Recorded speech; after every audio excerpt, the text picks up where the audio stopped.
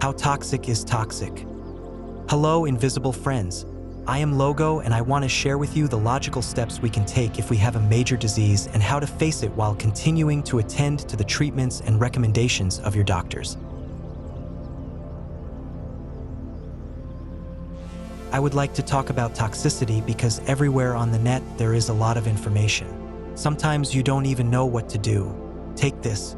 Don't take that, such a vitamin and essential mineral. Then don't do it, then do it, don't stop doing it. It's like going crazy. Before recommending anything, I would like to talk to you about the concept. What can really be toxic? To define that, I believe that toxicity can be everything and at the same time nothing. What do I mean? It is a matter of quantity, it is a matter of place, it is a matter of time or exposure. For example, the water is very good, but we wouldn't want to drown. Air contains oxygen, but we couldn't breathe pure oxygen. I think that's what it's all about at the time in its concentration or potency, and instead it can be both good and bad. There are so many variables in this world to take into account, and we can't go crazy with toxic absolutism. We also have to be pragmatic and try to take the best. Let's think very carefully about the balance, use common sense, so we can take care of ourselves much better. There are pollutants everywhere and we have to be vigilant, but we cannot be purists. It is impossible to separate every possible contaminant from our being. We live in a world of modernity and many changes we cannot control that immensity 100%. Many plastics emit substances that, no matter how much they say they are approved to contain or handle food, we know that they give off chemicals that harm us. The dose is very, very low, but it is part of a sum of a whole that affects us negatively. The continuous use of plastic utensils and containers in the kitchen, added to the wear and tear and constant use, causes them to release particles or microplastic that we can ingest. And once inside our system, they are very difficult to expel from the body. Understand the chain of where certain substances that are negative to health can come from. There are cattle on farms that exclusively eat concentrated feeds, artificial feeds, mostly made with cereals exclusively. These cereals have lectins, so when we eat the meat of those non-grazing animals, they tend to have a load of lectins. Lectin is a protein that is not transformed and destroyed within the digestive system of the animal, so when it passes into its blood and system, it will be ingested by us at the end of the chain.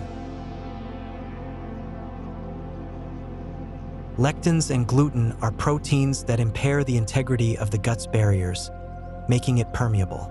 This usually happens on a recurring basis, little by little, and opens the doors to many problems that will affect our metabolism.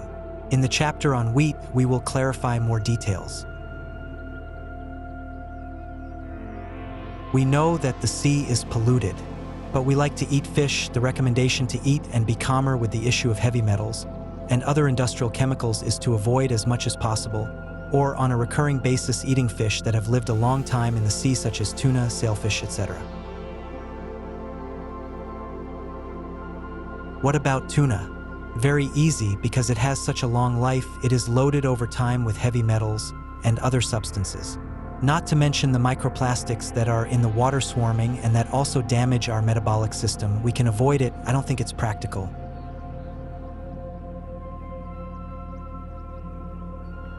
But we can moderate its use and look for variety.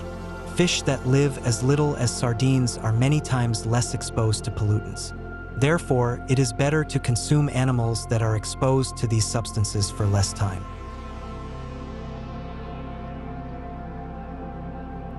Many plants to be harvested are sprayed with herbicides such as glyphosate. Some grain producers use this technique. These herbicides are designed to destroy the bacteria that plants need to be able to nourish themselves and absorb nutrients in their roots.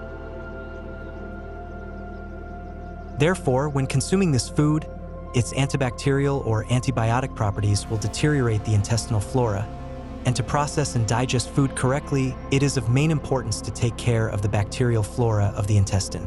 The intestinal flora is an important part of our immune system.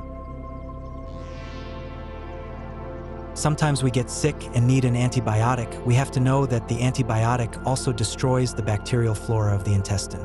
On the one hand, it helps us, and on the other hand, it hurts us, a damage that will depend on our intestinal integrity to resist its negative impact.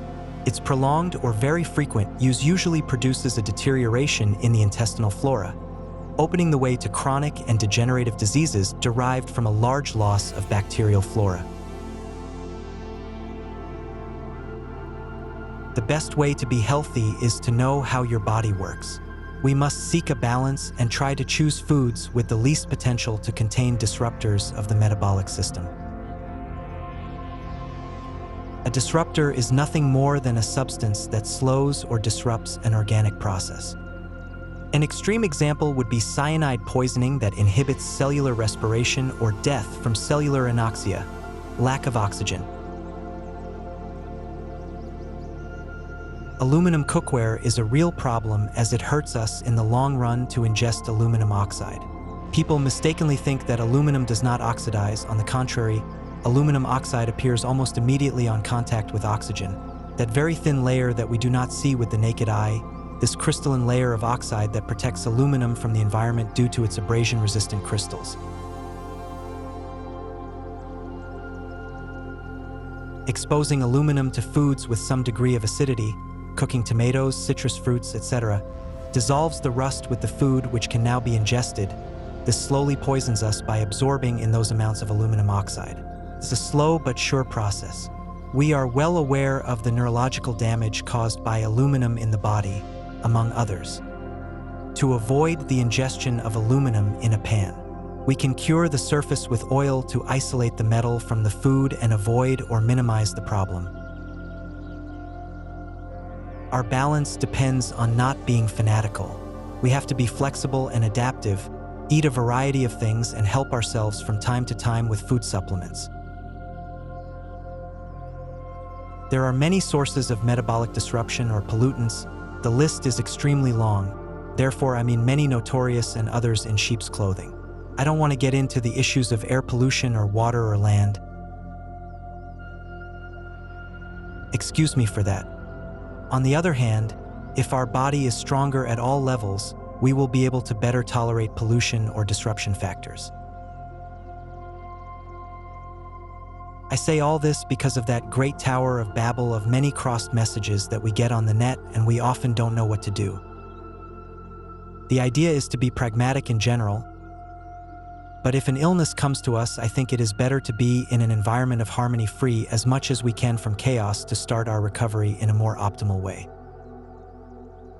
Friends, remember that I'm telling you about my experiences, so ask your doctor or trusted specialist. It is your decision to take the steps to move forward. If you like the video and want to help spread the word, remember to click on the bell and subscribe to receive more information like this. Remember that step by step we can improve. The worst thing is to do nothing. Invisible friends, we see ourselves in the mirror